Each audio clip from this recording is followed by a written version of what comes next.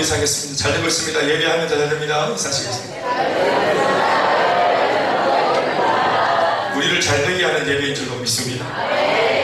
우리가 드리는 예배를 하나님 받으시고 또 영광을 받으시고 또 그 기쁘신 뜻대로 예배 가운데 우리의 필요를 채워주시는 주님이신 줄 믿습니다. 그것이 영적인 것이든 또 육적인 것이든 영역간의 필요를 주님이 채워주실 것이라 확신합니다. 요한삼서 2절 말씀하신 말씀을 기억하면서 우리 영혼이 잘되는 같이 범사가 잘되고 그리고 우리가 강건한 복을 주시겠다고 하셨는데 우리 영혼이 잘되는 만큼만 범사가 잘되고 우리 영혼이 잘되는 만큼만 우리의 강건의 복이 있다고 하신 거 이 말씀 믿으시기 바랍니다. 그러니까 영혼이 잘된다는 것은 다른 게 아니고 하나님과 나의 관계를 말하는데 우리가 하나님과의 관계가 좋은 만큼 우리의 범사, 우리가 그토록 애쓰는 범사라고 하는 것은 내가 살아가면서 내가 맞닥뜨리는 모든 삶의 전 영역을 말하는 겁니다. 한 사람이 살면서 가정생활, 직장생활, 또 아이들 양육 문제, 건강 문제, 내가 살아가면서 맞닥뜨리는 모든 문제, 범사가 주님과 내 관계가 건강한 만큼 그 관계의 정도만큼만 잘 된다고 하니 이 세계 진짜 행복한 비결은 하나님 앞에서 우리가 예배하며 또 주님 앞에 우리가 또 우리 사랑을 드리며 또 그분의 사랑을 받으며 관계가 건강해지는데 우리가 몰두하면 우리가 다 100% 소진하지 않아도 하나님께서 만들어주신 가운데 우리가 하는 모든 일들이 더 잘 될 줄로 믿습니다. 그래서 하나님께서 복을 주실 때 성경에 보시면 이렇게 19인자 비율을 보시면 30배, 60배, 100배의 복이라 이렇게 차이를 두는데 하나님과의 관계가 30%면 30배고 또 60배면 60%면 60배고 100%는 100배의 복을 받는 거 아니겠어요? 할렐루야. 그러니까 신앙이 없는 사람, 있는 사람 똑같이 복을 그냥 그렇게 도매급으로 받는 게 아니라는 걸 기억하십시오. 30배의 복이 있고 60배의 복이 있고 100배의 복이 있습니다. 저는 100배의 복에 저는 아멘 하려고요. 여러분은 어떻습니까? 김선아 제가 한 30% 정도 보고 나가시려고 100% 정도 이렇게 그 100배의 복이 있었으면 잘 좋겠습니다. 우리가 살아가는 이 현실 세계가 만만치 않기 때문에 과거 어느 때보다 우리는 성령의 능력이 더 필요하고 과거 어느 때보다 하나님의 그 붙잡아 주시는 은혜가 더 필요한 시대를 살고 있잖아요. 왜 은혜가 더 필요하냐면 오늘 우리가 만나고 있는 우리 삶의 골리앗이 옛날 다윗이 수천 년 전에 만났던 그 다윗보다 그 골리앗보다 더 세요. 그 다윗 시대가 지금으로부터 한 3000년 전의 이야기거든요. 예수님 전 1000년이니까. 그러니까 지금 우리가 만나고 있는 골리앗은 더 세다 이 말입니다. 그때보다. 그러니까 우리가 정말 더 깨워서 분발할 필요가 있는 것 같습니다. 할렐루야. 오늘 같이 말씀을 보시는데 연말을 맞으면서 또 지금 몇 주 정도 지금 아브라함 우리 말씀을 잠깐 멈추고 그렇게 지금 말씀을 보고 있습니다. 같이 한번 말씀 제목 읽어볼게요. 눈물이 흘러도 씨를 뿌려야 한다. 눈물이 흘러도 씨를 뿌립시다. 인사합시다. 저는 종종 여러분들에게 영적인 세계에는 요획이 없다라고 말씀을 많이 드렸습니다. 신앙생활 안에서 예수 믿고 그분이 주시는 구원, 그렇죠. 구원은 우리가 조금 더 우리의 어떤 그런 이 힘이나 공로를 보탤 수 없습니다. 우리가 애쓰다고 되는 게 아니기 때문에 구원받는 것은 예수 믿을 때 100% 전적으로 하나님이 우리한테 선물로 주시는 것입니다. 그러니 받는 우리들은 공짜로 받는다고 표현해야 맞을 겁니다. 물론 그 공짜가 공짜 되기 위해서 예수님이라는 가장 고귀한 분이 이미 엄청난 대가를 지불하시는 바람에 우리한테는 공짜가 되었지만 그러나 그 애매하게 말하면 구원은 공짜라고 말할 수 있습니다. 신앙생활 안에서 예수 믿고 구원 받는 것, 이것 공짜로 받는 것, 이 구원 외에는 다른 것은 공짜가 없습니다. 오늘의 말씀이야말로 이와 같은 신앙의 원리가 제대로 표현되어진 말씀이라고 볼 수 있습니다. 특별히 5절과 6절의 말씀이 번갈아 가면서 연속 2번이나 그 원리를 강조하고 있습니다. 5절 말씀 이기를 눈물을 흘리며 씨를 뿌리는 자는 기쁨으로 거두리노라. 그리고 반복되게 조금 더 이제 첨가해서 한 번 더 이 말씀을 재차 강조하는 6절의 말씀도 함께 읽어보면 6절에 시작 울며 씨를 뿌리러 나가는 자는 반드시 기쁨으로 그 곡식단을 가지고 돌아오리로다. 다시 아멘. 여러분 이 말씀을 잘 눈여겨보십시오. 눈물, 기쁨, 그리고 씨, 단 여러 가지 단어들이 나오는데 우리의 뭔가 이 시선을 사로잡는 그런 단어들입니다. 눈물은 기쁨과 대조를 이루고 있는 단어고 씨라고 하는 것은 단과 대조를 이루고 있는 단어이며 뿌린다 하는 말은 거둔다 라는 말과 대조를 이루고 있는 말입니다. 눈물이 있어야 기쁨이 있다는 말이겠죠. 씨가 있어야 단이 있다는 말씀이겠죠. 뿌려야 거둘 수 있다는 말이 분명합니다. 이것은 하나의 원리입니다. 그래서 무턱대고 기쁠 거다, 무턱대고 단을 단이다, 무턱대고 거둘 거다 이렇게 말하지 않고 이 모든 걸 앞서가지고 반드시 성경이 이것을 오늘 드러내고 있기를 눈물이 필요하다, 씨가 필요하다, 뿌리는 것이 필요하다라고 말하는 것입니다. 원인이 있어야 결과가 나온다 하는 것입니다. 그러니 아까 제가 소두에 말씀드린 것처럼 공짜가 아닌 거예요. 구해야 얻을 수 있고 찾아야 찾을 수 있고 두드려야 열리는 것입니다. 입을 열 때 열어야 채워주시는 것입니다. 환난 날에 주님을 불러야 주님이 응답을 하시는 것입니다. 우리가 해야 될 영역이 있다는 사실을 염두에 두시기 바랍니다. 저는 이 두 구절의 말씀만 우리가 제대로 이해하고 오해를 하지 않고 잘 깨달아도 우리의 신앙생활과 또 우리 현실적인 삶의 여러 부분에 있어서 막혀있는 것들이 하나도 없이 시원하게 형통하게 그렇게 이루어질 줄로 믿습니다. 오늘 우리 그리스도인들의 문제가 무엇인가 하면 하나님의 말씀을 수없이 많이 들으면서도 이 예배 저희 예배 수많은 또 양육과 여러 가지 프로그램들을 통해서 전부 다 교회에서 우리가 어떤 신앙적인 행위를 할 때는 하나님의 말씀 없이 우리가 신앙적인 제스처를 취하지 않습니다.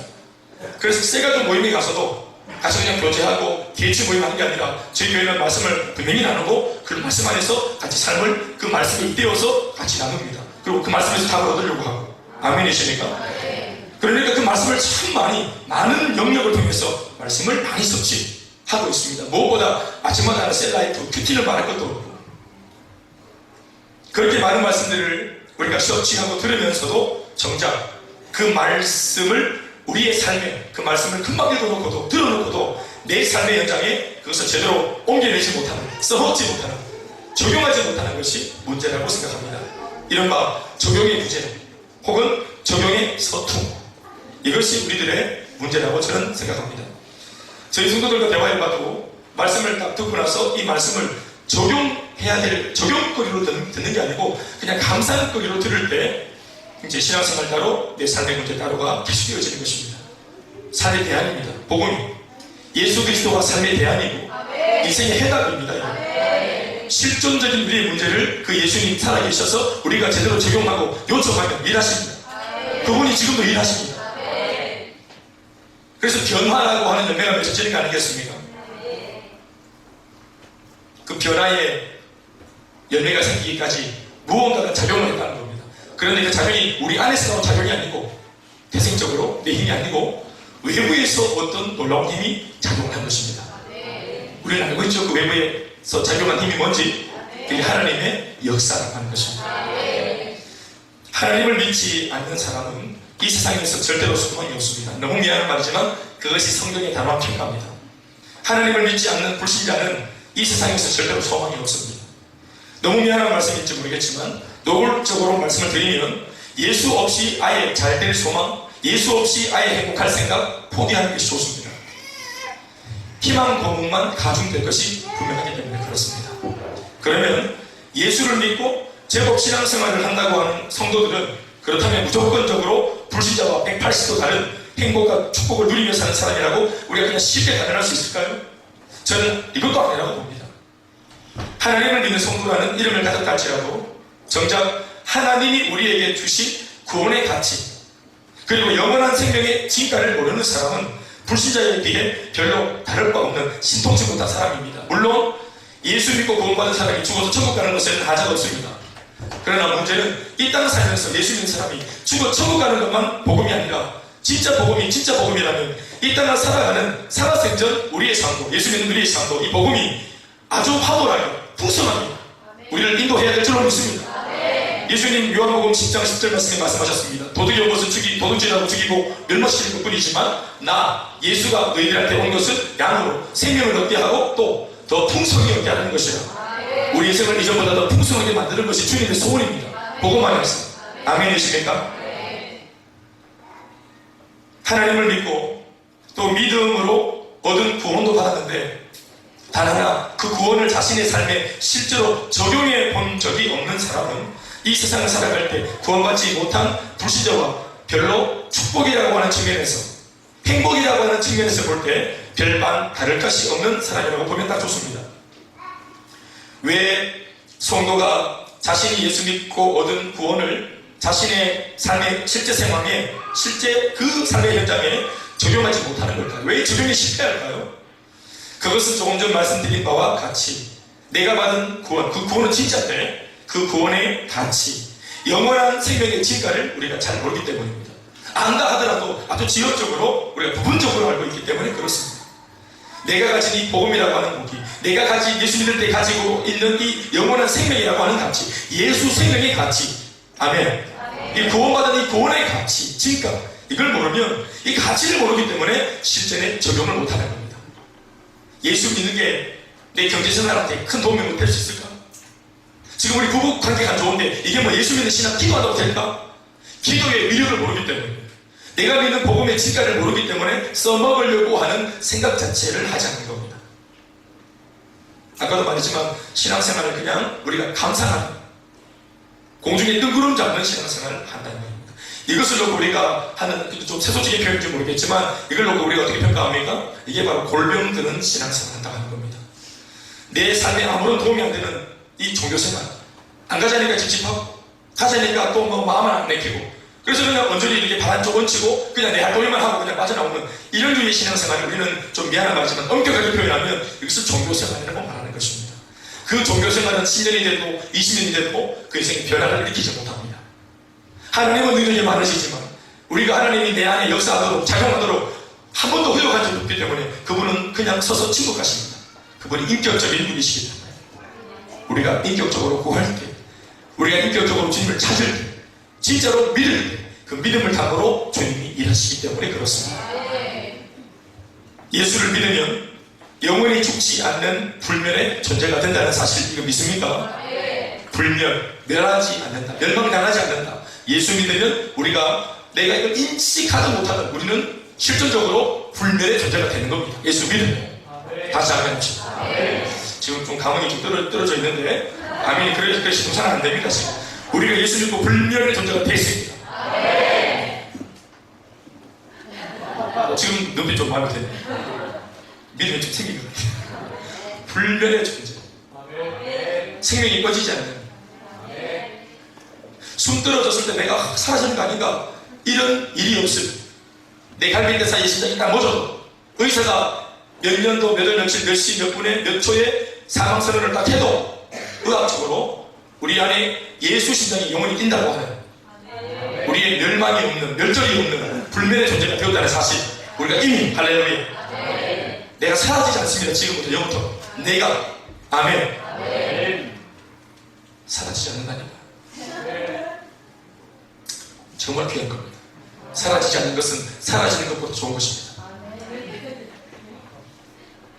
영원한 생명을 얻었기 때문에 불멸이라는 말을 그 사람에게 적용해도, 성도들한테 적용해도 저는 별 문제가 없다고 생각합니다. 예수를 믿으면 불멸입니다. 제가 방금 발음을 좀 잘못해서 불머리가 있는데, 예수를 믿으면 불멸입니다. 그냥 아무 때나 한번 해주세요. 예수를 믿으면 불멸입니다. 절대로 망하지 않는다는 말입니다. 죽음도 불사한다는 말입니다. 그런데 그 불멸이 얼마나 귀한 것인지 평소에는 잘 모르고 살다가 결국 우리가 나이 들어 이 세상을 하직할 때가 가까워지면 그제서야 뒤늦게 이 불멸이라고 하는, 영생이라고 하는, 구원이라고 하는 가치를 그제서야 절감하게 될 겁니다. 자신이 가진 구원이, 내가 가진 예수 생명이, 이 불멸의 이 은혜가 얼마나 귀한 것이며 얼마나 위대한 것인지 우리가 숨 떨어져 진짜 죽을 때야 이 가치를, 목회자가 아무리 설명해도 모르다가 내가 진짜 숨 떨어지고 운명할 때, 그때서야 우리가 알게 될 겁니다. 죽음 앞에서도 두렵지 않은 것을 경험하면서, 이상하게 안 두렵다는 거예요. 죽음 앞에서도. 아멘, 아멘. 지금으로서는 죽음이 두려울 것 같은데 맞닥뜨리면 우리 안에 하나님 주시는 은혜 때문에 담력이 생길 줄 믿습니다. 한 발짝 옆에서 볼 때는 안 됐다 싶은데, 되겠나 싶은데 광주리더니 막상 가는 보내면 필리핀 가는 게 지금 두려워요, 안 두려워요? 안 두렵습니다. 안 두렵죠. 지금 이제 마음속에 그만한 믿음이 생겼기 때문인 거예요. 그런데 옆에서 보면 아이고 참 안 됐다 이런 생각이 든다 말이에요. 이게 슬픈 게 아닙니다. 지금 인사니까 좀 슬픈 데 갔다 온 게 아니란 말이잖아요. 그래. 혹시 얼마도 좋아졌네. 필리핀 물이 좋은가 봐요. 슬프지 않습니다. 죽음도 마찬가지. 지금은 그런 마음이 생기긴 하지만 안 그렇다. 작게는 우리가 수술실에 들어가는 일이 있을 때도 그전에는 두렵지만 기도하는 사람이 다 기도하고 주님께 맡기고 딱 들어가면 우리가 알 수 없는 힘이 생기지 않습니까? 배짱이 생기고, 아멘입니까?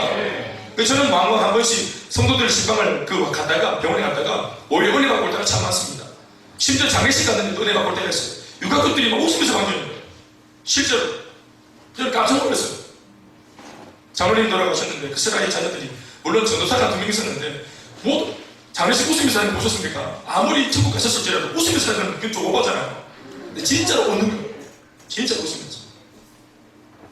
우리 막 저를 막 때리시면서 한국사님 괜찮다고 분위기 어찌 잡지 말라고 저한테 막 그렇게 하는 제가 장애를 드려본 적이 있습니다. 정말 나오면서 야, 저 담대함이 뭘까 저게 정말 대단하다. 그 얘기 들어보니까 아버지가 새벽에 돌아가셨는데 누워가지고 자 그래 나랑 셋째 딸 앞에 앉혀놓고 전도사인데 동시교회 전도사님이 눕혀놓고 아빠 오늘 어떻게 오늘 갈 것 같아? 아 그래 아빠가 오늘 갈 것 같다. 그 딸이 나한테 한 말입니다. 그래서 누가 엄마 좀 자고 있나? 엄마 자고 있나? 엄마 좀 잠깐 오라 해라. 인사 좀 하자. 이게 말이 돼요. 이러고 멀쩡한 정신으로 인사 쭉 하고 그리고 얼굴은 아직까지 홍조가 띄고 아직까지 모든 게 괜찮은데 오늘 하나님 나를 불러간 것 같다고. 그러니까 너무 그렇게 하지 말고 내 시체는 이거 이제 병원에 기증하고 그렇게 해부용으로 사용하도록 그래서 이제 그 발전을 위해서 이렇게 기증하고 그리고 빈무덤 빈 이 관을 놓고 그 3일 동안 장례를 치는 거예요. 이 장로님이 자기 몸을 슬퍼하지 마라. 아빠 먼저 가서 기다린다. 우리 딸 진짜 사랑하는 거 알지? 딸도 아빠 먼저 가요. 나도 아빠처럼 열심히 믿다가 갈게요. 이렇게 하면서 보이는 거죠. 어떻게 이럴 수 할수 있나요? 어떻게? 여러분 이것이 신앙입니다. 여러분 이 모자 이 부녀 사이에 있었던 이 대화가 왜 가능할까요? 내가 믿는 예수의 이 신앙, 예수 신앙, 죽으면 영원한 지옥이 열린다고 하는 이 산소망의 이 능력이 뜬구름 잡는 공중에 부양하는 그 신앙이 아니라 현실에 뿌리 내리고 실존적으로 내 마음속에 진짜 평안을 가져다 줘서 헤어진다는 이별마저도 극복할 수 있는 새 힘을 줄 줄로 믿습니다. 어떠한 에너지가 작용을 한 것입니다. 예수 믿고 구원을 받아 불멸의 존재가 되었다는 것은 한마디로 죽음을 이겼다는 말이죠. 세상에 날고 기는 사람이 허다하지만 아무리 날고 기는 사람이라고 할지라도 죽음 앞에서만큼은 맥을 못 춥니다. 절대로 그렇습니다. 그런데 우리 예수 믿는 사람들은 사망과 죽음을 이기고 그리고 정복하신 예수 생명을 소유한 사람이기 때문에 이미 예수님처럼 죽음을 이기고 이미 정복한 사람들입니다. 그런데 왜 이토록 위대한 가치의 죽음 이긴 사망과 죽음을 이긴 구원을 우리가 평소에는 제대로 써먹지 못하다가 숨 떨어져 죽을 때 왜 그때 그 죽음한테만 이 구원을 적용해서 써먹을까? 그러니까 이 구원의 참 진가를 써먹는 그 시간이 너무 짧은 거예요. 왜 먼저 써먹지 못할까?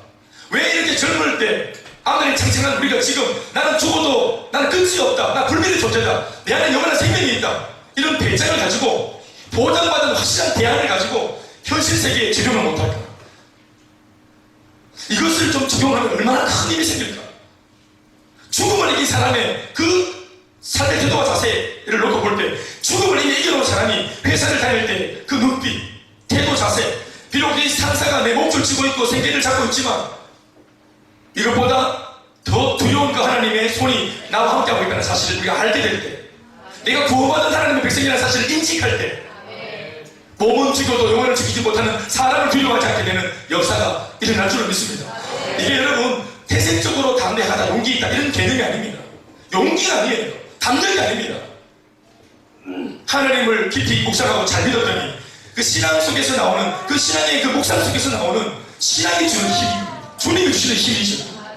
담대. 그러니까 여러분들 뭐 트리플 A형이다, 소심 막 이파이 됐다 이런 거 다 괜찮습니다.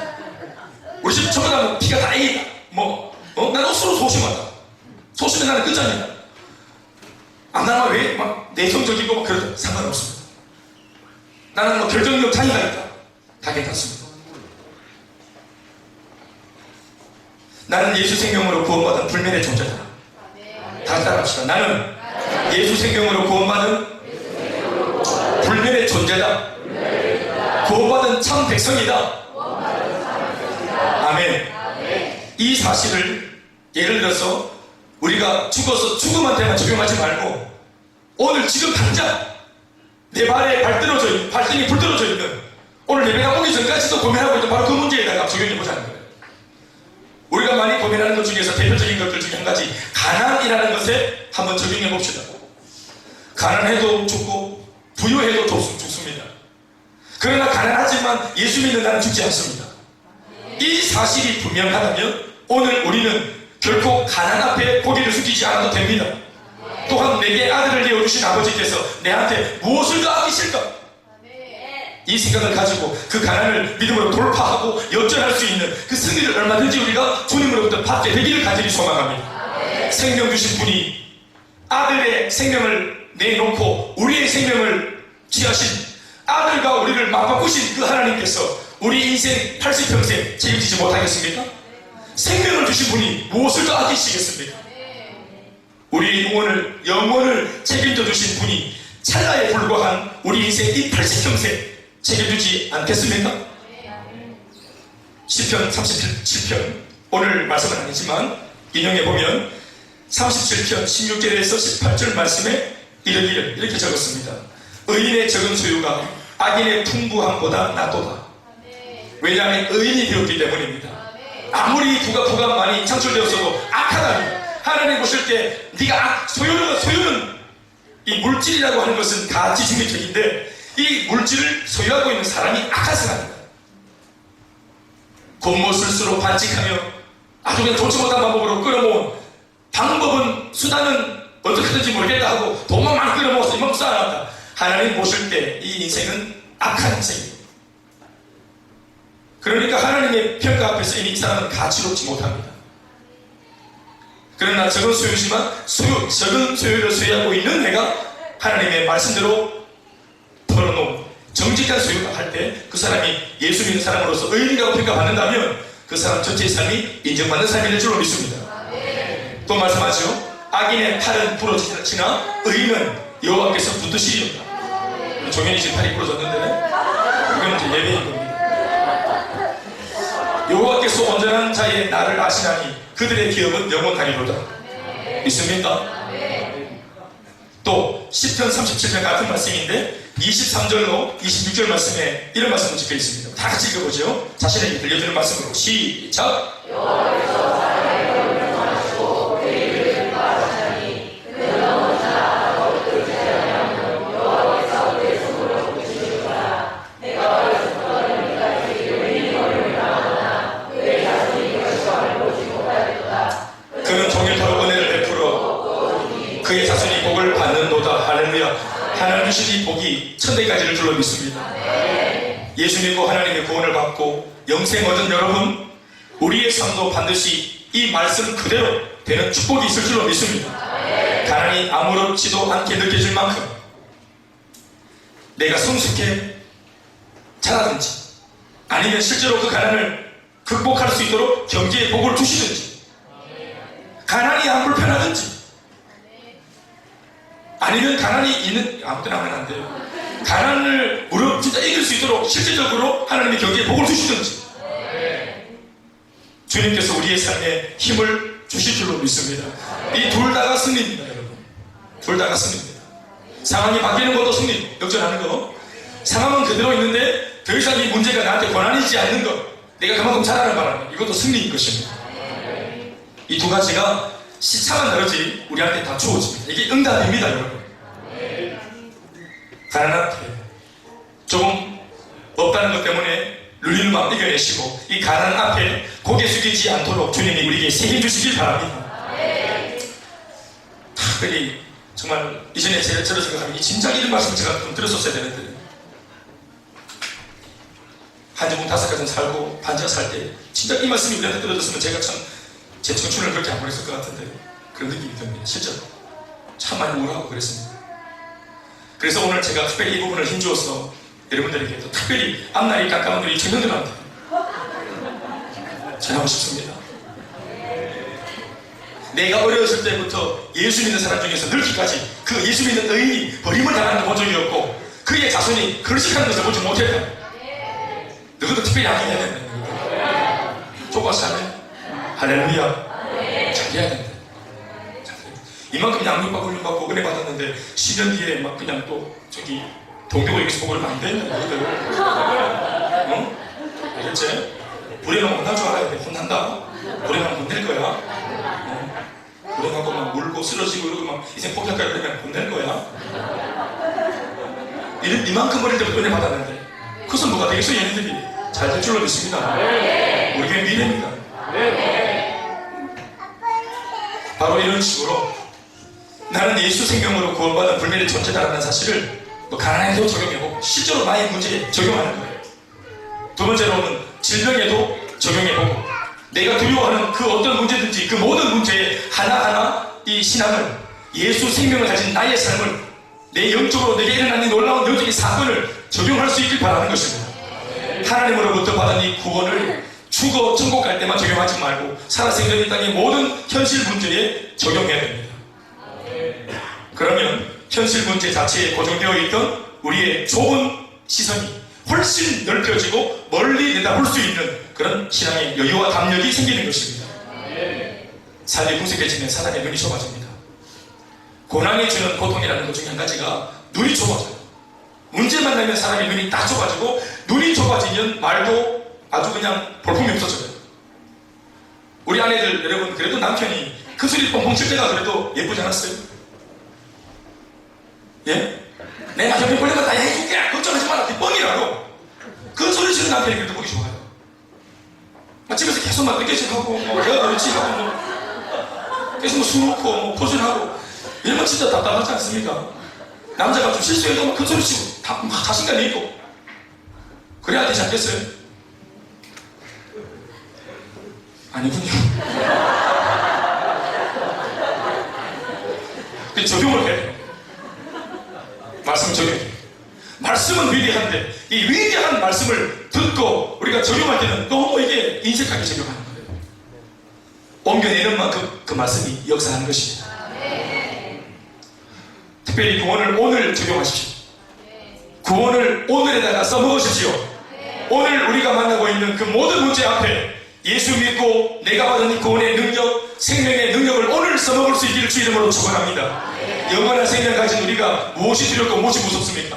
특별히 세상에 내 편이 아무도 없다고 느껴지는 사람들에게 또 말씀을 한번 적용해보면 시편 수많은 말씀이 있겠지만 시편 118편 6절 말씀처럼 우리도 이렇게 담대하게 외칠 수 있어야 합니다. 대표적으로 한번 읽어보시면 시작.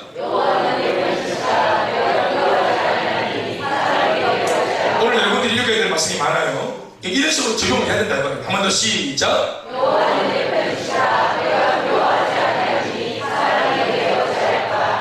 내 편이 아무도 없다. 내 옆에 아무도 없다.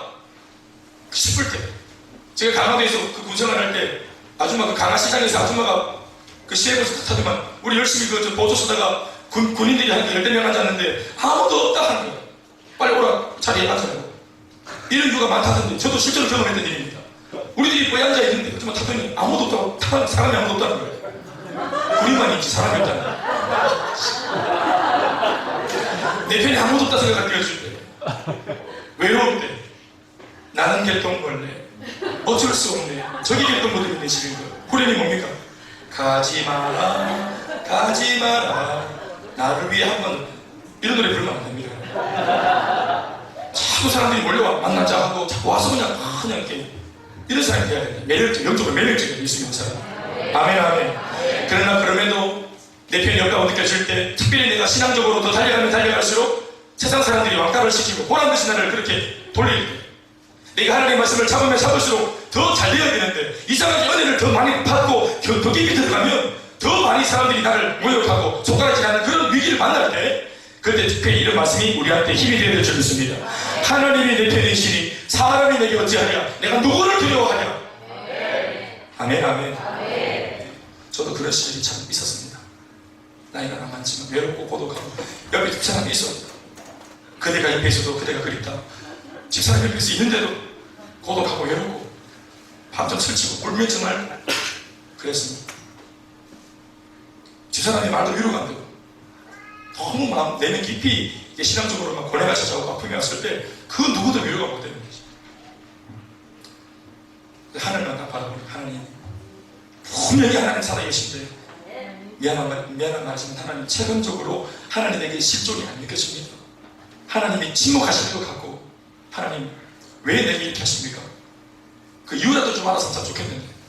그리고 또 묻고 침묵하고 그런 와중에 어느 순간 예배를 드리다가 들려오는 말씀 속에서 은혜를 받고, 실제로 행복 모임하면서 복음을 전하는 현장 속에서 불신자들의 변화를 보면서 은혜를 받고, 하나님의 음성을 듣고, 네 사랑한 누나보다 네가 백조기 때문에 오리들 사이에서는 네가 왕따가 되는 기다. 우리 백조기 때문에 오리들 사이에서는 인정받지 못해도 오리가 인정을 해도 괜찮습니다. 아멘, 아멘. 여호와는 내 편이시라 내가 두려워하지 아니하리니 사람이 내게 어찌할까. 제가 정말 좋아하는 말씀입니다. 현실적인 문제가 또 나를 애워싸고 현실적인 문제가 나를 죽일 것처럼 덤벼들 때는 또 같은 말씀 118절 말씀이지만 우리 10절부터 14절 말씀도 우리 함께 힘있게 자신에게 들려주는 말씀으로 한번 선포해 봅시다. 시작. 문나라가 나를 애워쌌으니 그들이 나를 애워쌌으니 내가 여호와의 이름으로 그들을 끊으리로다. 그들이 벌들처럼 나를 애워쌌으나 가시덩굴에 불같이 다 없어졌나니 내가 여호와의 이름으로 그들을 끊으리로다. 너는 나를 밀처럼 드리려 하였으나 그래서 어떻게 고백합니까? 시작. 여호와는 나의 능력과 찬송이시요 또 나의 구원이 되셨도다. 아멘, 아멘. 여호와가 나의 구원이 되시고 나는 이미 영원한 승리가 이미 보장된 사람이니까 세상이 나한테 어떻게 하겠노? 사람 따위가 나한테 어떻게 하겠노? 코구멍으로 숨 쉬는 것도 중에서 건다는 게 없다. 이래 말할 수 있어요. 아멘, 아멘. 또 한 가지만 더. 이러다가 딱 죽겠다 싶은 그런 죽음의 공포가 나를 엄습할 때, 상황적으로 나를 압박해서 정말 숨도 못 쉬겠다, 이래가 사람이 죽는구나 싶은 이런 마음이 들 때, 그때도 시편 118편 16절에서 18절 같은 말씀 붙잡아야 돼요. 같이 읽어봅시다. 시작.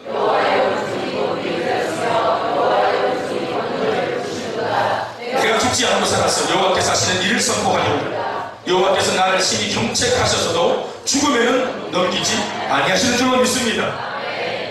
지금 제가 여러분들한테 뭘 말하고 싶은 거냐 하면, 적용이, 말씀의 적용, 아무리 말씀이 화려해도 내 삶에 적용하지 못하면 헛방입니다.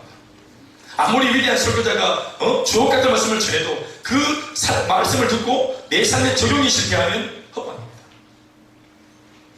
적용이 부재되고 적용이 실패하면 내게 주신 구원은 하나의 이론으로 전락하고 맙니다. 하나님이 내게 주신 이 구원의 능력을 오늘의 삶에 정확하게 적용할 수 있어야 합니다. 아무리 100만 볼트의 강력한 전력이 흐르는 그런 전선을 손에 들고만 있지 마시고 그것을 문제라고 하는 플러그에 힘차게 꽂아 넣어서 연결되도록 만들어야 하는 것입니다. 신앙은 위대합니다. 신앙은, 내가 가진 이 신앙은 내 생각보다 더 위대합니다. 예수 그리스도는 위대하십니다. 예수를 믿는 것이 힘이고 예수를 믿는 것이 능력입니다. 그러니 그 구원의 능력, 신앙의 능력, 예수 그리스도의 능력을 여러분 자신의 문제에 깊이 적용해서 반드시 그 문제에 마침표를 찍어버릴 수 있기를 주의 이름으로 축원합니다. 그러나 여기에서 중요한 것 한 가지를 오늘의 본문 안에서 배워가야 합니다.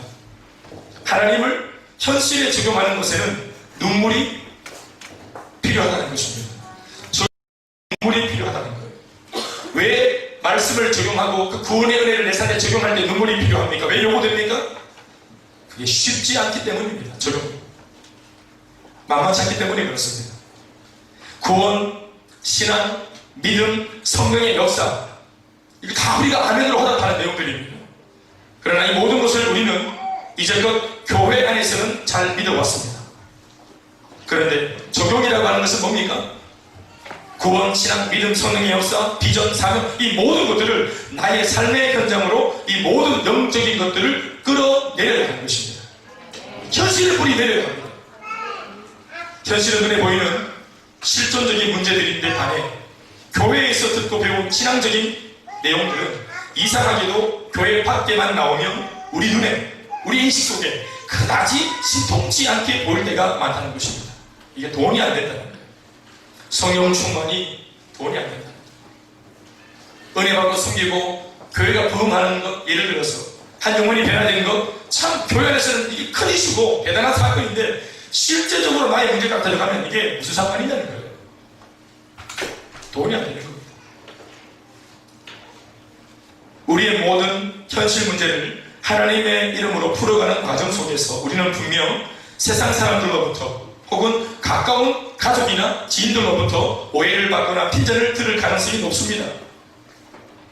나는 앞으로의 모든 삶을 내게 구원을 주신 예수 그리스도의 이름으로 해치고 나가겠어. 이렇게 우리가 말씀으로 은혜로 결단하면, 우리가 뭔가 우리 자신이 있게 결단을 하면 내 속을 다 헤아리지 못하는 주변의 사람들은 분명 나의 그 모습만 보고서 입을 대기 시작하고 동정을 하고 심지어 조롱을 할 수도 있습니다.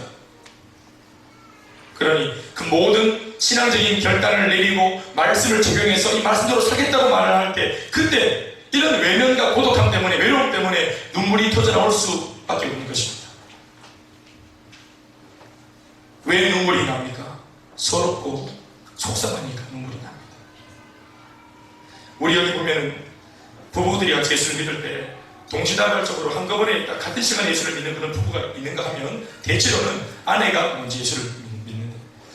여자분들이 감성적이니까 아무래도 남자분들은 좀 이성적이니까, 그래서 어떻게 보면 하나님께서 남자와 여자를 창조하신 것 같아요. 항상 한 가정 전체가 복음화될 때, 이게 확률적으로 볼 때, 실제로 우리 교회 이제 이게 프로테지도 마찬가지지만 딱 확률을 내고 이제 결론을 다 내보면 이 프로테지가 어떻게 되냐면 여자분들이 먼저 믿고 남자분들이 뒤에 믿는 그런 경우가 훨씬 높아요. 한 80%, 90%. 여자분들이 훨씬 감성적이고 센 것처럼 보이지만, 그러나 말씀이 그 마음을 딱 터치하면 마음을 빨리 옵니다. 그래서 예수님 부활사건도 막다라 마리아가 가서 보잖아요. 감성적이기 때문에. 이런 막 일어나는 걸 내가 안 믿습니다. 이 생각 못해나 그게. 또 내가 뭐 주님을 내가 배신했는데 어떻게 맞지 않겠나 있었구만. 주님 부활해도 문제다 하면서 이런 겁니다. 그런데 막다라 마리아는 이게 막 사랑하는 거예요. 그냥 사랑하는 거예요. 예수님 옆에 끝까지 있었잖아요. 그것 때문에 자기가 지불 해도 될까? 그 계산 안 하는 겁니다. 그냥 주님을 사랑하는 겁니다. 그래서 여자분들의 마음이 먼저 열리고, 또 이제 그 변화되는 모습을 통해서 남자분들의 마음이 열리고. 그런데 그 여자분이 먼저 예수 믿고 신앙이 깊어지면 깊어질수록, 처음에 예수 믿고 뭐 교회 왔다 갔다 한다 할 때는 남자분들이 가만히 있죠. 대충 우리 그림을 보면 대체로 가만히 합니다. 내 허락하에 우리가 교회 다닌다는 것만 기억하면 된다. 그리고 마음분이 한테는 입도 뻥긋 하지 마라. 항상 이걸 약점으로 다 넣어놓거든요. 근데 이번에가 이제 부인도 처음에 그렇게 하려고 그랬어요. 실제로. 근데 은혜를 받죠. 실제로 주님 만나죠. 그러면 인격적으로 하나님을 딱 만나면 남편과 있던 약속들이 다 사라지고 마는 거예요. 이 마음이 뜨거워지고 복음을 전하고 싶고. 그러나 남편은 틈이 안 보이고, 그러니까 이 마음속에 열정과 사랑이 애가 가는 겁니다. 그래서 눈물이 쏟아집니다. 하나님의 말씀을 붙잡으면 붙잡을수록, 하나님의 말씀을 내 삶에 적용하면 적용할수록, 현실은 너무 어려우니까 하늘을 나는 말씀과 하늘을 날고 있는 말씀과 떠다니는 말씀과 척박한 현실을 딱 바라볼 때 이 괴리가 크기 때문에 은혜를 받으면 받을수록 눈물이 나는 거예요. 되겠나 이게 싶고, 목사님이 아무리 시험 가서 남편이 우리 교회에 정말 기도같이 쓰임받는 일꾼이 될 거라고 아무리 얘기해줘도, 목사님이 이때까지 어떤 남편들을 만났는지 모르겠지만 우리 남편은 절대로 아니에요. 여러분 남편분들 미안하고 비밀을 말씀드릴게요. 여러분들 부인들이 저한테 다 그렇게 말씀드렸었습니다. 우리 목사님이 이때까지 어떤 남편들을 만났는지 모르겠지만 제 남편은 절대로 안 됩니다. 이렇게 제가 다 들었습니다. 그런데 그 남편들이 지금 여기 앉아서 예배를 드리고 있습니다. 할렐루야. 우리 남자분들이 만나서 계신데 솔직히 말씀드리면 좀 시큼하긴 하지만 든든합니다. 기둥이 딸리기. 여기는 또 남자분들이 연구가 도저히 교회는 참 보여줍니다. 왜 눈물이 납니까 여러분? 왜 은혜를 받으면 받을수록, 말씀을 적용하면 적용할수록 이게 그렇게 아플까? 눈물이 날까요? 이게 서러운 거예요. 하나님 아버지, 우리 가정이 복음화되기 위해서 남편을 먼저 잡았어야 되는 거 아닙니까? 내 무슨 힘이 있습니까? 또 내가 덜컥 먼저 예수 믿는 바람에 내가 내 그만큼 당하고 또 사랑도 내가 해야 됩니까? 자꾸 용서하고. 아니 그 남자가 문제인데 그 남자가 내가 용서해야지, 저 사과해야지. 내가 당한 것도 내는데 용서도 또 내가 해야 됩니까? 나 그냥 받아. 근데 하면서 계속 하나님이 싫으니까 네가 인내하고 참고 이러면서 자꾸 그리 하니까. 물론 남자분들도 그런 데가 있지만 확률적으로 좀 적습니다. 그래서 진짜 이제 좀 더 많은 쪽을 얘기하고 있는데, 아무튼 먼저 은혜를 받으면 울게 되죠. 저도 예수 믿고 저희 엄마 아버지를 놓고 많이 울었거든요. 은혜를 받으면 더 울게 됩니다. 속상해요. 서럽고. 우리 이성은, 이 머리, 논리, 이성은 우리들한테 말합니다. 신앙조화 안에 말 같지 않은 정신없는 소리 하지 말라고 윽박질러 댑니다. 이성은. 그러나 세상에 길들여진 나의 이성을 말씀으로 죽여가고 침묵하도록 만들려 하니 그 과정에서, 나를 죽여가는 과정에서, 불신하고 믿지 않으려고 하는 고집스러운 나를 다루는 과정에서 눈물이 나는 겁니다. 물론 결론적으로 볼 때는 아름다운 눈물이죠. 믿는다는 것 노동입니다. 믿는다는 것이 노동이에요. 왜 그렇습니까? 쉽게 안 믿겨지기 때문입니다. 안 믿으려고 드는 내 못난 자아를 말씀과 기도로 죽여가자니 그것이 하나의 노동이라는 말입니다. 그래서 눈물이 나는 겁니다. 고된 눈물이 나는 겁니다. 예수 그리스도의 이름으로 나가는 길목에서 반드시 이런 상황을 만나게 됩니다. 심지어 예수님조차도 당신이 걸어가셨던 그 길목에서 이런 눈물 나는 상황을 얼마나 많이 만나셨습니까? 그런데 여기서 매우 중요한 사실 한 가지는 눈물 나는 상황이 생겼다는 것이 끝나고 있는 절망적인 상황이 아니라는 사실을 기억하셔야 합니다. 사랑하는 여러분, 눈물 나는 상황을 만날 때 믿음의 사람이 어떻게 극복하면 될까요? 그냥 눈물 흘리면서 가면 됩니다. 중요한 것은 무엇입니까? 비록 잘 안 느껴져서 눈물이 날 수밖에 없는 상황이라 눈물이 나겠지만 이내 곧 그 말씀이, 그 은혜가 믿겨지기 시작합니다. 말씀과 은혜가 나를 지배합니다. 성령이 나를 통치하십니다. 아까도 말씀드렸지만 눈물 나는 상황이 신앙의 어떤 그런 끝을 내어야 하는, 신앙적인 도전을 끝내야 하는 절망적인 상황이 아니라는 사실을 기억하십시오. 눈물이 나면 울면 됩니다. 그러면 이내 곧 주님이 우리를 웃게 하실 것입니다. 운다고 죽는 거 아닙니다. 서럽다고 죽는 거 아닙니다. 내 마음 몰라준다고 해서 죽지 않습니다. 우리는 매사에 자꾸 죽으려 합니다. 눈물이 나더라도 믿어야 합니다. 처음에는 외롭고 고독해서 서러움이 좀 밀려오더라도 그거 여러분 그렇게 길지 않습니다. 그리고 다음으로 중요한 것은 이 눈물을 우리가 기꺼이 감내할 뿐만 아니라 씨를 뿌려야 한다는 것입니다. 따라서 씨를 뿌려야 합니다. 눈물을 그만큼 흘려놓고는 결국 씨를 뿌리지 못해버리면 눈물 흘려본 세월이 허사가 되고 맙니다. 멀리뛰기 선수가 새벽바지게 돈 닦게 하고는 그냥 옆으로 계속 뛰어서 집에 가면 안 되잖아요. 또 헛들에 새벽바지게 있으면 구름팔을 딱 밟고 날아올라야 안 되겠어요? 그거 하려고 달린 거 아닙니까? 멀리뛰기 선수는 달리기 선수가 아니잖아요. 지난 세월 고난받으면서 혼자 외롭게 고독하게 기도하면서 장구한 세월을 달려왔습니다. 여러분들이 그거 주님이 알고 계세요. 지나간 눈물 다 기억하십니다. 여러분, 주님께서. 그런데 그렇게 많은 대가를 지불하고 고난을 고난대로 받고 이 고난이 아무런 쓸모없이 만들어내는 사람이 되면 안 돼요. 이게 쓸모있게 만들어야 해요. 역전시켜야 해요. 달렸던 가속이라고 하는 에너지를 날아올라 멀리 가는 에너지로 변화시켜야 돼요. 씨를 뿌린다는 게 뭡니까? 이제까지 제가 앞에서 설명을 다 드렸습니다. 다시 정리하면 그게 뭐냐?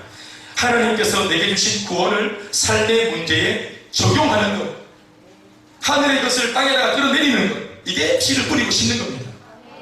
더 포괄적으로 표현하면 구원만이 아니라 하나님께서 우리 자신에게 주시는 모든 신앙적인 은혜를 현실 문제에 직결시켜야 합니다. 신앙의 씨, 말씀의 씨, 성령의 씨, 비전과 사명의 씨, 하나님으로부터 받은 이 모든 영적인 씨앗을 척박하게 이를 데 없는 우리의 삶에 힘차게 뿌려야 합니다. 적용해야 합니다.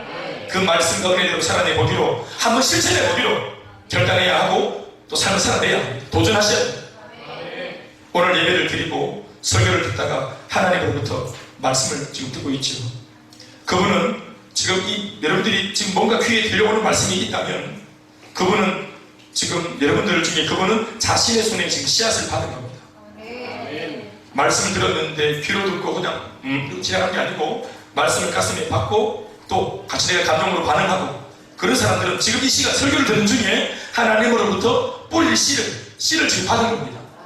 지금 손에 여러분들이 씨를 잡은 거예요. 내가 주님 주신 그 말씀이라고 하는 씨앗을 들고 이제 예배 마치고 난 뒤에 가정에 가서 뿌리고, 내일 아침 출근해서 직장에 가서 뿌리고, 학교와 캠퍼스에 뿌리고, 무엇보다 나 자신이 언제나 두려워하고 판판이 깨지는, 이때까지 계속 실패했던 그 실패와 공포의 대상물을 향해서 힘차게 뿌려야 합니다. 결국 하나님이 들려주신 그 말씀의 씨앗이 뿌려지고 뿌리 내리고 싹싱하고 열매 맺어야 하는 곳은 우리의 삶의 현장이라는 말씀입니다. 그러나 분명 우리가 그렇게 하려고 들면 세상으로부터 모욕적인 말을 듣거나 욕을 먹을 것이 자명합니다. 틀림없습니다. 그래서 씨를 뿌리려 들 때 눈물이 난다고 말씀을 드렸습니다. 그러나 오늘 설교 제목처럼 눈물을 흘려도 씨앗을 뿌려야 합니다. 우리 교회는 두날리라는 교회인데, 부산에서 제가 2006년도에 이제 훈련받고 또 이 비전을 제가 훈련받으면서 위임받고 그 한해 참 많이 울었다 했습니다. 원래 제가 훈련받으러 가는 목적은 그냥 전도하는 비법 하나 배우는 것이었습니다. 그런데 전도하는 방법을 배우러 갔던 제 귀에 들리고 눈에 보였던 것은 바로 내가 생명을 걸어도 좋을 만큼 아름다웠던 비전이었습니다. 예수님이 명령하신 그 지상 대명령, 그것이 뜬구름 잡는 사람들한테 그냥 던진 말씀이거나 특별한 사람들한테 주신 말씀이 아니라 예수 믿는 모든 사람들한테 이게 아주 그냥 보편적으로 주신 말씀이라는 사실을 알게 되었습니다. 우리 모두가 아멘으로 받아야 될 말씀이라는 것을 알게 돼요.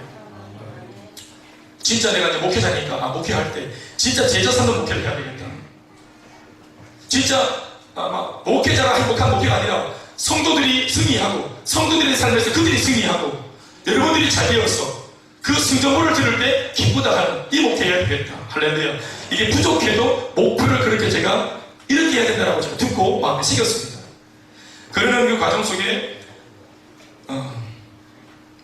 그런 비전이 없어도 내 나름대로 열심히 하고 또 열매 맺고 살아왔던 그 나의 어떤 그런 이 사역들, 또 내가 이 두날개 말고도 내 혼자 그냥 이렇게 설정하면서 난 이렇게 살고 싶다, 목회하고 싶다고 했던 이 모든 내 나름대로의 가치관들을 훈련받으면서 비워내고 따로내고 이걸 부인하는 것에 눈물이 진짜 많이 났어요. 불안하기도 하고. 그렇지만 훈련생의 본분을 내가 알고 있었기 때문에 내 것을 내 것이라고 주장하는 것은 훈련생이 아니라고 제가 배웠어요. 그래서 저는 그 들려주시는 스승 앞에 일단 제 끝까지 가서 따지더라도 이게 뭡니까 지금 장난합니까 이렇게 하더라도 만약 아닐 때는 배우는 과정에서는 내 거 다 내려놓고 부인하고 다 시키는 대로 배우겠다. 순종하는 마음으로 하겠다. 토달지 않겠다. 하려고 하는데 안 돼서 문제가 났지 처음부터 안 하겠다는 의식을 갖지 않겠다. 그런 마음으로 훈련을 임해서 그렇게 훈련 받아서 대구에 딱 왔는데 1년을 딱 채워서 누구도 저보고 대구에서 이 목회를 하고 이 두날개 사역을 하고 행복모임을 하고 퇴근해가지고 집에 가지 말고 복음 전하는 곳으로 네가 바로 가가지고 복음 전하고 첫째가 뭐 3살이고 둘째가 2살이고 뭐 이래가지고 첫째가 3살이고 둘째가 2살이고 그래서 지금 이제 어린애들하고 놀아주고 뭐 이런 것 좀 네가 좀 거절하고 희생하고 복음 좀 전해봐라 이런 얘기를 하는 사람 없었어요. 저한테 시키는 사람도 없었고. 그런데 훈련을 딱 받고 난 뒤에 그냥 내 마음속에서 우리 경상도 말로 맥주로 성령이 그 마음을 주시는 거예요. 그런데 행복 모임을 하고 영혼을 원하면 또 이제 살아나면 이게 너무너무 감격스러워요. 그래서 이걸 미치도록 하고 싶은 거예요. 그래서 이제 계속 이제 어디 홀린 사람처럼 계속 바깥에 나와가지고 막 혹자는 이것을 놓고 평가하기를 애들 보는 힘들어서 나간 거 아닌가 김 목사 이렇게 말하는 사람도 있는데 그게 아닙니다. 복음을 합치러 다니다. 그러니까 막 밖에 나가서 막 너무 많은 이런 인상들이 생기고 또 간증들이 생기니까 집에 들어오면 새벽인 거예요. 그 집 들어와서 자는 안에 깨워가지고 또 속도 모르고 제가 간증하고 또 막 울고 아니면 난 은혜 받아서 온 줄 알았더니 막 열받아 울었대요. 나는 사모인데 당신은 목사고 나는 사모인데 목사 내 남편이 지금 경험한 이 세계를 안에 자기가 모르니까 그게 열받는 거예요. 나는 지금 이제 사모 이름만 사모고 앉아가면 아만 보고 있으니까 내 발자 씹은 거예요. 또 이제 남편도 가만 따라주면 되는데 같이 이제 서로 그 팔자를 나눠 가져야 되는데 남편이 밖에 나가면 들어서면 다니면서 계속 복음 전하고 주님 살아계신다 계속 막 이러니까 그 얘기를 간증을 또 해주니까 염장 지르고 이러니까 사모가 되게 힘들었대요. 난 잘 몰랐어요. 난 은혜 받는 줄 알았어요. 그런데 그런 일을 하면 할수록 돌아오는 평가가 좋지 못하는 거예요. 별난 짓 한다. 잘난 척 한다. 네가 극하고 돌아다니는 바람에 같은 부모사님 이기는 오징어 대보다 착착해야죠. 착착해. 소문을 제가 낸 게 아니고, 예를 들어 우리 교회에 예수 믿는 부인이 있는데 그 부인의 남편 불신자를 제가 전도했어요. 그러니까 이 집사님, 여 집사님이 자기 남편이 구원받은 사실에 대해서 동료 집사들한테 막 얘기를 하는 거예요. 자랑을 하겠죠. 그러니까 또 같은 처지에 있는 이 여자분들, 짱미는 여자분들이, 집사님들이 이걸 이제 서로 공유하는 거예요. 목사님, 우리 집에 남편도 좀 전도해달라. 그렇게 되는 것이다. 그러니까 또 전도하게 되겠죠. 그러니까 이 상황이 이게 뭔가 문제가 돼요. 그러니까 이제 대화가 이제 서로한테 공유가 안 되고 이런 일들이 너무 막 마음이 참 불편하고, 그러니까 이게 이제 많이 힘들었던 거예요. 다 말할 수는 없지만 너무 힘들어.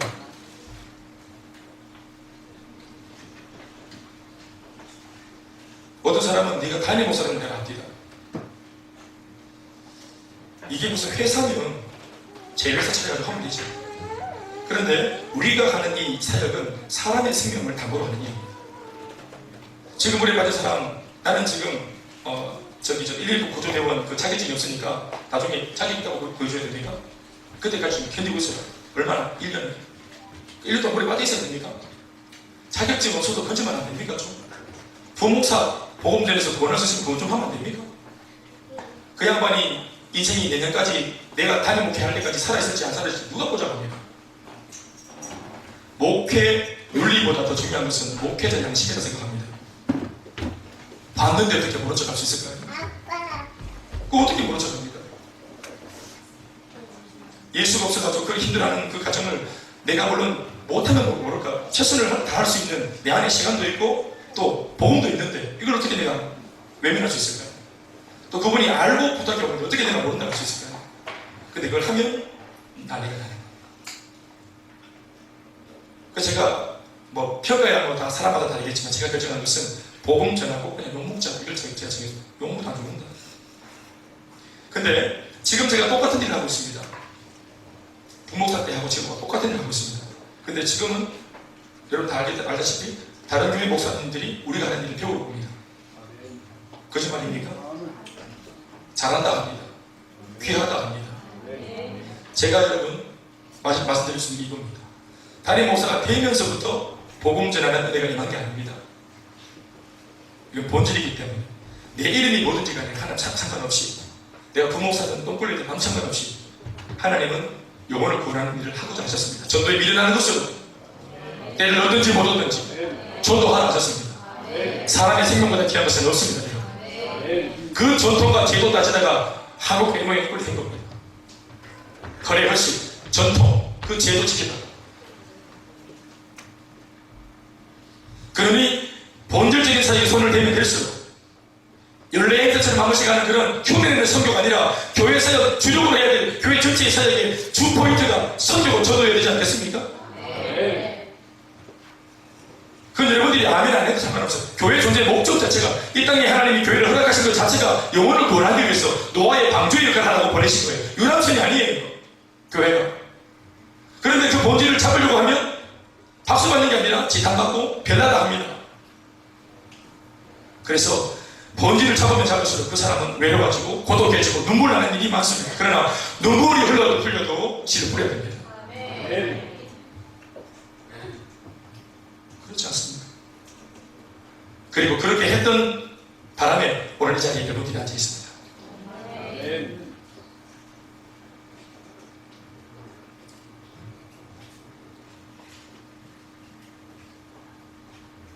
말씀드렸습니다. 오늘 이 시편의 주인공인 이스라엘 백성들은 눈물로 씨를 뿌린다는 것을 간과하고 있었던 나머지 바벨론에서 70년 동안이나 포로 생활하면서 엄청난 대가를 지불했습니다. 이전에 하나님께서 다 주셨습니다. 단을 그냥 하나님께서 전적으로 그냥 무상으로 주셨습니다. 단 먹고 사는 문제 그들의 아니 하나님이 다 보장해 주셨습니다. 이방인과 싸워요. 싸워보나 100점 뺐습니다. 주님이 이스라엘 백성들을 특별하게 관리해 주셨습니다. 수고 안 하고도 단을, 이 수확물을 하나님이 무상으로 이스라엘 백성들한테 막 주셨습니다. 이게 처음에는 감사합니다. 하나님 하셨습니다. 이것도 한두 번이지. 끊임없이 잘되고 복이 그냥 계속 들어오고 이러니까 이 형통한 삶이 처음부터 자기가 잘나서 그렇다고 사람들이 착각하기 시작했던 것입니다. 이스라엘 백성은. 그래서 단을 받으면서도 이제는 감사가 없어요. 뭐 내가 받을 줄 했지 뭐. 당연히 받는 거 아니야? 오히려 안 주면 뭐 화내고. 이런 이제 이상한 모습으로 변질돼 갑니다. 이스라엘 백성들이. 기쁨으로 감사함으로 받는 단이 아니게 되었습니다. 점점점. 그래서 자신의 삶에 가장 중요한 것들은 하나님으로부터 선물로 받은 반면 자신 안에 있는 감사나 기쁨과 열정과 에너지는 이방 우상한테 드리는 이런 어처구니 없는 이중적인 삶을 그들이 살기 시작합니다. 은혜는 하나님으로부터 받고 받은 은혜를 어디에다가 보답하냐 하면 세상에다가 보답하고 우상에다가 보답을 했습니다. 그러니 하나님께서 그들에게 끝까지 단을 주실 리가 마구한 것입니다. 그래서 하나님이 이스라엘 백성들을 진짜 가슴을 쥐어 뜯는 마음으로 피눈물을 쏟으면서 이 자식들을 바로 세우기 위해서 징계의 손을 든 것이 바벨론 포로기 70년입니다. 이방인에게 딱 붙여가지고 매를 대고 손을 보시면서 그들의 입에서 곡기를 다 끊고 더 이상 단을 주지 않았습니다. 심지어는 이때까지 받았던 단들도 다 불태워서 소각시켜버렸습니다. 심지어 그 단과 축복을 주시던 하나님도 떠난 것처럼 침묵했었습니다. 이스라엘 백성들은 포로기 70년을 갑자기 보냅니다. 뜬금없는 포로기 70년을 보냅니다. 그리고 그 70년 동안 정말 충만한 그 부흥의 그 양육과 훈련, 그 수련회를 통해서 그들이 하나님의 침묵하는 70년 동안 그 지하 감옥에서 노예 생활을 하면서 수많은 사람들이 깨닫고 또 깨닫고 깨달은 것 한 가지가 있습니다. 그게 뭐냐 하면 이 답이 우리가 잘나서 그냥 온 게 아니었구나. 하나님께서 주시는 그 평안이 때때로는 너무 문제가 없어가지고 고난과 여정이 없어가지고 너무 무료해 보이는 그 고요한 일상들도 이게 얼마나 축복된 일상이었는지 여러분 삶에 무탈한 것이 우리 삶에 대단한 문제가 없는 것이 고난이 없는 것이 이게 기적입니다. 요즘에는 특별하게 대단한 일이 생기는 것을 고사하고 우리 삶에 평범한 것이 이게 기적입니다. 얼마나 문제가 많은지 옛날에는 이게 감사가 안 됐어요. 시간 남아 도니까 뭐 그냥 시간 죽이겠다면서 우리 이런 말 하면서 딴짓하고 죄 짓고 유흥을 즐기고 그러면서 시간을 죽인다. 우리 젊은 사람들이 표현 쓰는데 시간을 죽이고 막 그렇게 했습니다. 대단한 일은 없어도 하나님 보호하사 우리 가정과 내 삶에 이 무탈한 삶, 평범한 이 삶, 이게 기적이라는 겁니다. 그것을 노래가 되어서 야 이게 삶이 진짜 기적이었구나. 주님께서 함께 하시는 그 삶이 기적이었구나. 우리가 그 기적을 주신 하나님을 몰라보니까 이 모양 이 꼴이 됐구나. 그들이 70년 동안에 얼마나 회개했는지 몰라요. 그리고 70년 만에 이제 고레스 왕의 이제 칙령을 통해서 그 이방 땅에서 이방의 왕의 배려를 통해서 70년 만에 이스라엘 백성들이 고국으로 귀환해서 돌아와요. 그들이 70년 만에 이스라엘로 돌아오면서 예루살렘으로 돌아오면서 그 엄청난 군중들이 포로같이 방금 떼고 돌아오는 사막길에서 불렀던 노래가 이 노래입니다. 여호와께서 시온의 포로를 돌려보내실 때, 우리를 다시 고향으로 보내실 때 이게 꿈인가? 우리 뽀를 잡았다는 거예요. 꿈꾸는 것 같아도 우리는 영원히 끝난 줄 알았는데 우리 하나님께서 70년 만에 다시 하늘을 주시는 돌아오는 그 자리, 그 길목에서 지금 이전 말씀하고 있습니다. 그때에 우리 입에 돌아오는 우리 걸음에 우리 돌아올 때 우리 입에는 웃음이 가득하고 우리 회에는 찬양이 절로 나왔다. 누가 찬양합시다 인도할 것도 없이 이게 너무 기뻐서 절로 찬양이나 한 사람이 부르니까 두 사람이 부르고 네 사람이 부르고 온 무리가 하나님의 이름을 찬양하기 시작했습니다. 그때의 문나라 가운데 말하기를 여호와께서 그들을 위하여 큰 일을 행하셨다 하는 이런 평가도 들으면서 3절에 여호와께서 우리를 위하여 큰 일을 행하셨으니 우리를 다시 이렇게 돌려보내시니 우리는 정말로 기쁘도다. 옛날에 단을 받아도 기쁨이 없었거든요. 그런데 기쁨이 생긴 거예요. 기쁨이 회복되어지는 거예요. 그래서 깨달은 것이 오늘 이 5절 마지막 결론입니다. 하나님으로부터 단을 받는 것, 이건 우리가 신앙이 어릴 때 하나님께서 다 주시는 거구나. 신앙이 자라면 이제 우리가 눈물을 흘려서 씨를 뿌릴 줄 알아야 되는 거구나. 이제 우리가 장성에서 성숙하고 자라면 믿는 것과 아는 것을 일치 있는 사람 살아야 되는 거구나. 공짜가 아니구나. 저로 되는 것이 아니구나. 눈물이 좀 나고 세상이 척박해서 사회생활 처음 하면서 두려움이 좀 있어도 기도하면서 돌파해야 되는구나. 이게 우리를 배워하는 거구나. 성숙한 사람이라면. 할렐루야. 저는 여러분들에게 이 은혜가 있길 바라는 것입니다. 여러분, 이제는 기저귀 다 뺐습니다. 입에 물고 있는 젖물고 다 뺐습니다. 하나님께서 이제 어른 대접하고 성인 대접하고 이제 성숙한 성도 대접하실 때 여러분들 눈에서 눈물 날 일이 많겠지만 믿음으로 승리하면 될 줄 믿습니다. 주님이 힘주실 줄 믿습니다. 우리 하나님께 박수하시겠습니다. 감사합니다. 주무신 아버지 감사합니다. 힘주시고 능력 주시고 믿음으로 살아 승리할 수 있도록 우리의 모든 삶 가운데 역사하여 주시옵소서. 일하시는 주님을 기대하고 소망하며 예수님의 이름으로 기도드리옵나이다. 우리가 참 찬양하시겠습니다. 아까 우리 불렀던 찬양 나의 기도보다 더 크신 주님 찬양하시겠습니다.